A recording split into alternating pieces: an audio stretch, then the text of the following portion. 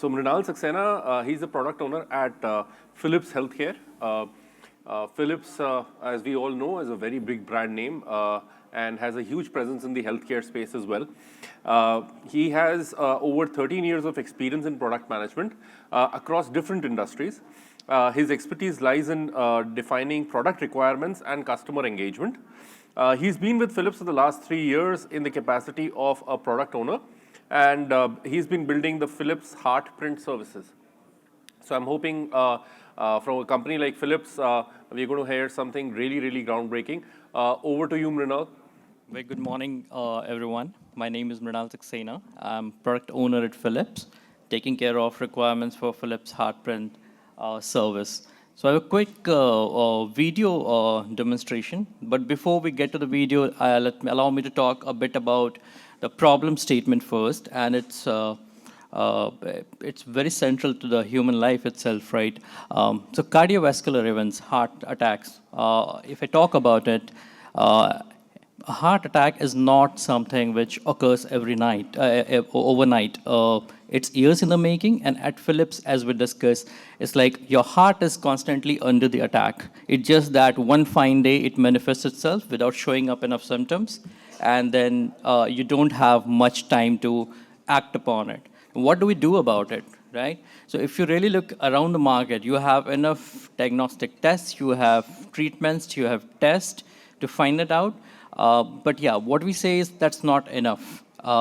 They're fantastic when it comes to if either event has occurred or any symptom has shown up. But what do you do, or what can we do to attack the problem upfront, right? How can we detect it? So here's what we have. If we can pull up the video. Before I play the video, it's so Philips HeartPrint service. So we are a proactive heart health assessment. What it does is it benchmarks your health, it tracks your heart health, and in the process, it benchmarks your health and it tells you of any early warning and signs it detects towards any cardiovascular event. It issues a lifestyle guidances. Now, how did we do it? So all we do is use a mobile phone. It's a non-invasive digital product. And we have a lot of assessments around your heart health, which you do at the comfort of your home or wherever you are. And we kind of build your health profile. So we have assessments around your, which does a very, very comprehensive assessment around your resting heart health parameter. And in the process, if it detects anything, it flags and lets you know upfront. We have active health assessment as well. So these are few of the longer assessment, and it can be offered or taken up based on your age group or risk profile. But the video what you see right now, the first thing what I'll like to talk about is a very first step as to, is there a way we can do a quick check-ins of your heart, as to how I am doing at this moment, right now. So that is what this allows. And talking about heart, right? This is if I have to single out one organ which kind of never sleeps, is constantly at work, it's perhaps your heart. Even if you're sleeping, it is at work. And interestingly, if we undergo anything, whether it could be any underlying health symptoms, whether you have had a hectic day, whether you have had a great game of soccer, one thing where it kind of first shows up is your heart. Whether you're having you're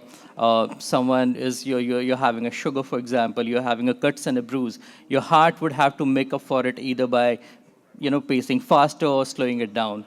So yeah, this allows you to do a quick check-in. We'll go to the larger assessments as well, but I'll first walk you through. We do it via mechanism HEP. It's heart energy potential. And simply put, it's a reflection of how stressed your heart is at this very moment. So the app itself is you just have a link. It's a web-driven app. You do a quick sign up, sign in.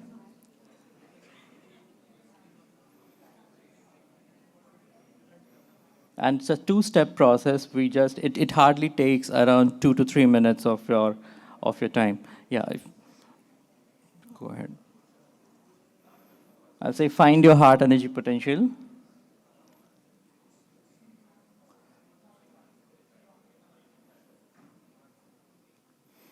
And what it essentially does is at a step one, as a user, I'll quickly feed in as to how I am feeling, how I perceive, how I'm feeling at this very moment.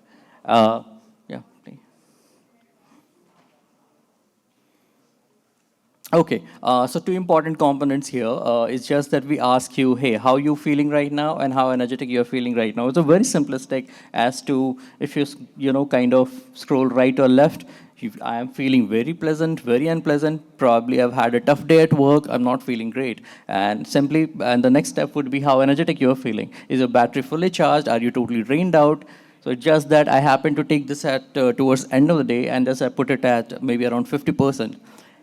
And now here, once I have told the app, this is how I'm feeling right now, and this is how drained out I feel or how energetic I feel. And the next step is, yeah, I do a quick scan. And this is the interesting bit I want to talk about here is, this is what you do, measure your vitals using your phone's camera.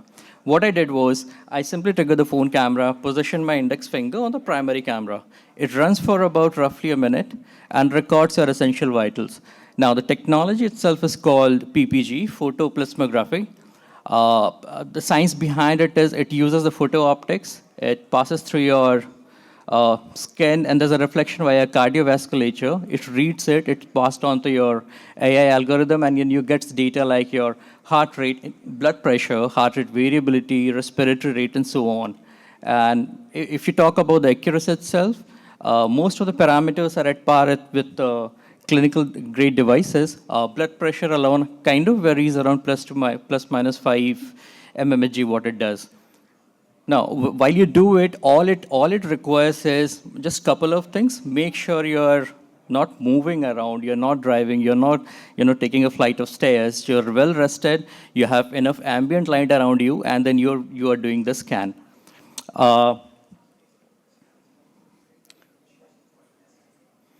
Yeah, we'll let the scan go through. And this is one thing, this is one-off scan. Of course, we'll see the result, but what we heavily rely on, one-off reading, spot measurement could be, we don't rely on one-off reading. It's just that we focus more on the longitudinal data.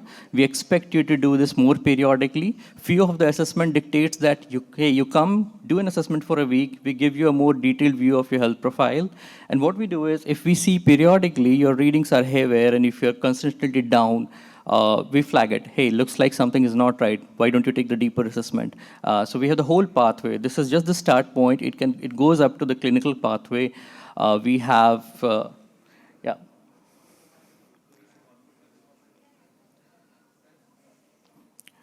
We'll just wait for the results to come up, wherein you'll see the heart energy. And when the results come up, let's.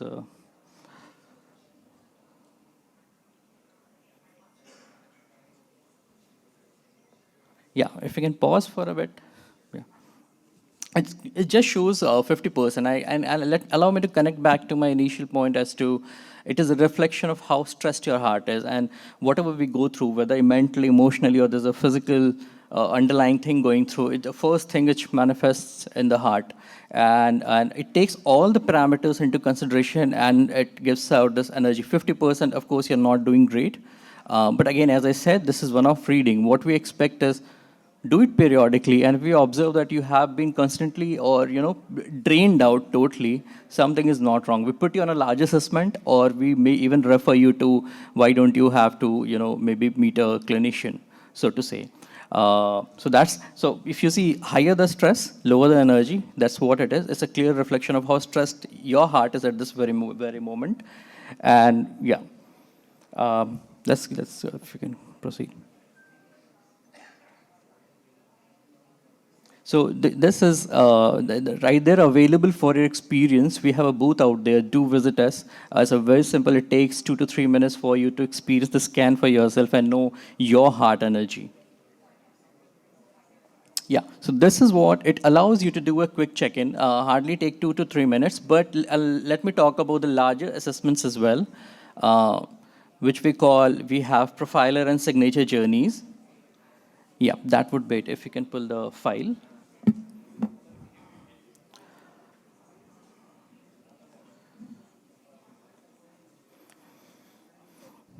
Okay, what a larger journey essentially does is what you saw was just a glimpse of what a typical 2 to 3 minutes of this would look like. In a larger journeys, we put you on a proper workflow for a longer days. So to say, around a work week, we put you, and the assessment is around how your resting heart health is. We provide you a lot of parameters, but one important thing is, yeah, what you see upfront. I mean, is a heart shape. That's why the HeartPrint serve is the product itself. And we provide you a comprehensive score towards the end. We call it a beat score on a scale of 1 to 10. Closer you are to 10, the better. It's just one report. I have pulled it up for illustration out here. Now you clearly see, now BEATS here is an acronym which stands for different facets of your heart health. We call it balance, enduring, aging, trends, and stability.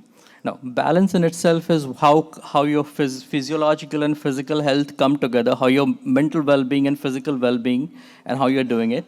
Then you have endurance. Endurance is more around your physical endurance. The fitter your heart is, most likely, I mean, can you do a 100-meter race versus maybe a marathon, right?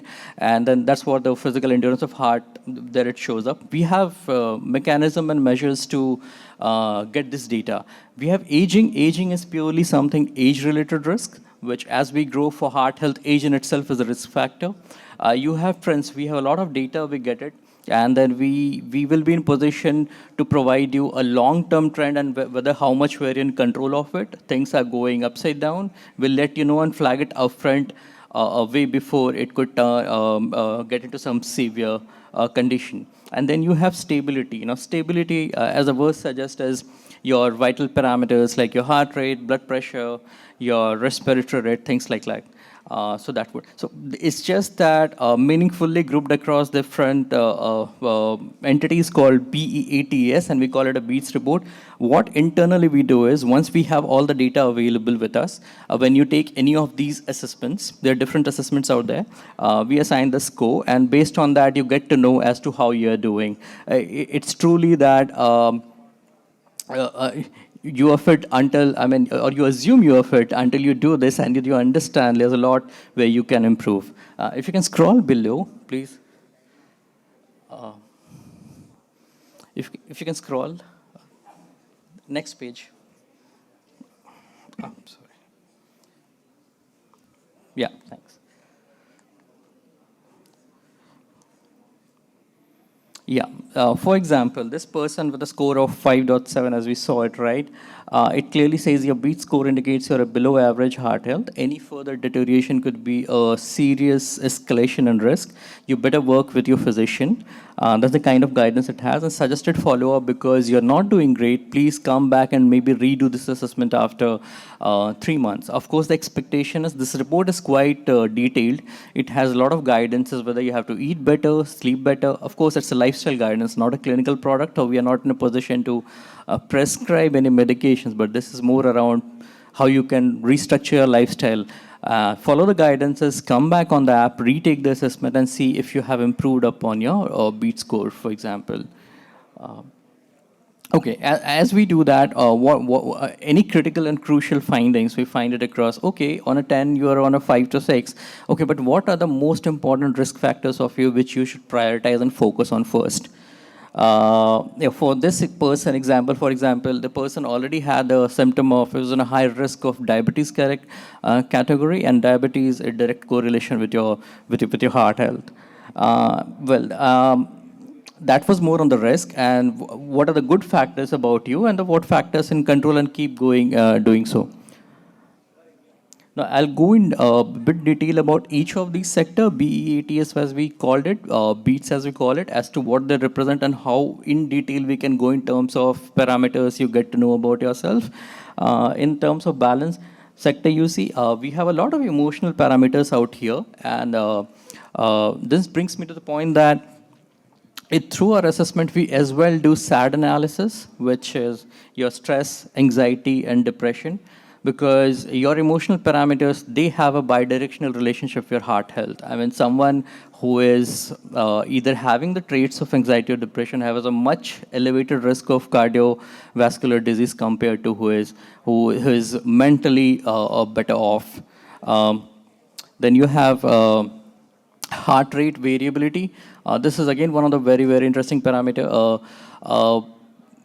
Well, I mean, just allow me to explain it a bit that when we talk about heart rate, one of the very simplified thing is 60 beats per minute would result in maybe 1 beat per second. But that's not how your heart functions. There's it could be, much faster beats for first few seconds, a longer pause, and the averaged out interval between your beats comes out in milliseconds. So higher your heart rate variability, you are perceived to be more calmer, more resilient, you have better, you react to situations better, you handle stress better. That's what it indicates. Of course, all the things, or most of the parameters for this person is in green is doing great. Okay, other sector is endurance. Endurance is where we have the how much your heart is capable of. You can go out and do the physical activities. For example, are you up for a marathon, half marathon, or you'll struggle to walk a mile? So there's a lot of parameters. For example, we have your estimated cardio fitness, cardiac index, and one of the activities we do, and then what we do is we ask user, hey, you step out, walk for a mile. We call it a 1 mile walk test. Is a proven sub-maximal test for your cardiorespiratory fitness. You walk for a mile, you measure your heart rate. Of course, it will be elevated because you are out doing is a physical intensive exercise. We measure you again using the PPG and the phone's camera. We ask you, okay, cool down, wait for 2 minutes, and then measure again. Now you have a heart rate. It gives us the cardiorespiratory fitness. It also gives us how quickly your heart is recovering. If your earlier was, let's say, 150 beats per minute, and you are after 2 minutes you are still on 140, the recovery is just 10 beats per minute, which is not a good sign. That is again a symptom of underlying cardiovascular disease that could be. So likewise, we have quite a few tests which we ask user based on the need basis that, okay, you do this, and then we generate the extensive beats report out of it. Next is the aging. Aging is where we cater to your age-related risk factor, and the first and the most important one here is the heart age.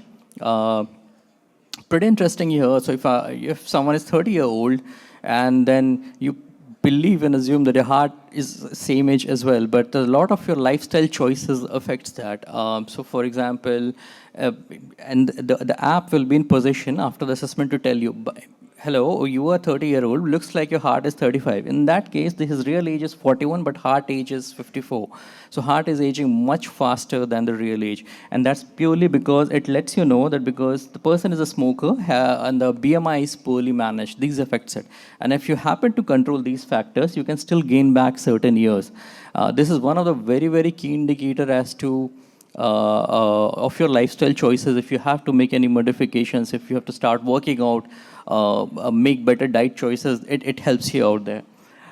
Then you have, for example, sleep apnea score, diabetes score, pretty standard. We follow some standard algorithms out there, and then we give you how likely you are to develop any of these conditions in near future. And any of these comes out to be positive, it of course impacts your beat score, and it's a clear indication of how your heart health is.